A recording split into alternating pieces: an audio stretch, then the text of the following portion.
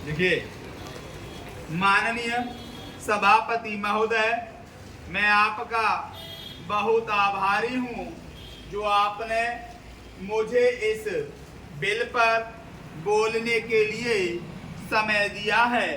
यह जो बिल सहकारिता समिति को एक समिति में भेजने का निश्चय किया गया है, जिस पर कल से बहस हो रही है, उस पर मैं आपके आदेश से कुछ कहना चाहता हूं।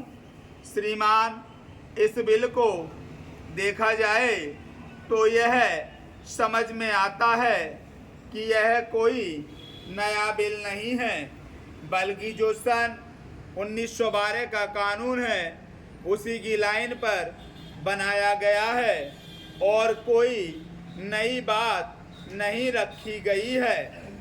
श्रीमान, इसमें सहकारी खेती की बात रखी गई है। अगर यह कहा जाए कि यह कोई नई बात नहीं है तो गलत नहीं होगा। जहाँ तक सहकारी खेती का संबंध है तो उसकी तरफ जनता और विशेषकर किसानों का बिल्कुल कोई झुकाव नहीं है और उनका झुकाव न होने के कारण उन्होंने उसे उस सीमा तक नहीं अपनाया जितनी सरकार को आशा थी। श्रीमान, आपको मालूम है कि नागपुर कांग्रेस में यह प्रस्ताव पास हुआ कि सहकारी खेती कराई जाए। पूरे देश में इस समय इसका जोर चल रहा है और इसको लाने के लिए नामालूम इसके कितने रूप रखे गए हैं। यह कहा गया है कि इसके अंदर कोई जोर नहीं है।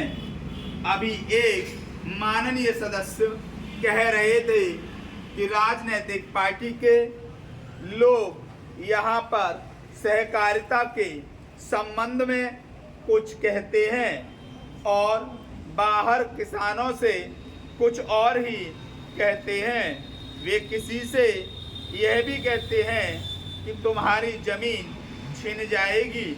मैं यह निवेदन करना चाहता हूँ कि यह जो कहा गया है और किसानों के अंदर जो भावना पैदा होती है वह इस बिल से साफ स्पष्ट होती है कि वह गलत भावना नहीं है।